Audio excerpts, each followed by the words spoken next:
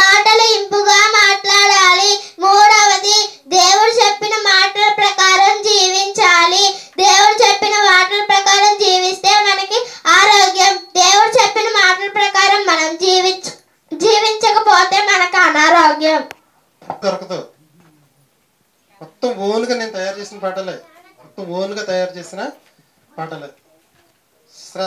సాత్వికత. అందరం ప్రార్థన చేసుకుందాం. ప్రియ పరలోకమందు మా తండ్రి, పాఠం చెప్పే నాకు మంచి జ్ఞానం ఇవ్వండి తండ్రి. వినేవారికి గ్రహించుకునే మంచి మనసు ఇమ్మని క్రీస్తు నామం నీ ప్రార్థనలు వేడుకుంటున్నాం మా పరం తండ్రి. ఆమేన్. నా పేరు జావా సాత్విక. నేను 3వ తరగతి చదువుతున్నాను.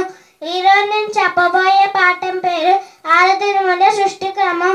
1వ దినమున వెలుగు, 2వ దినమున ఆకాశం, 3వ దినమున భూమి, గడ్డి, చెట్లు, వృక్షఫలములు, 4వ దినమున సూర్యుడు, చంద్రుడు, నక్షత్రాలు, 5వ దినమున జలచరములు, పక్షులు, 6వ దినమున పశువులు, పురుగులు, అడవి జంతువులు మరియు ఆదాము హవ్వలు.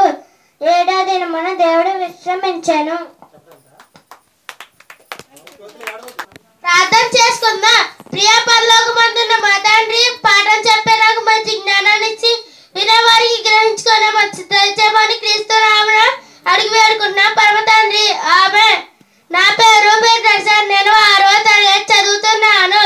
నేను చెప్పబోయే పాఠం పేరు కొత్త నిబంధన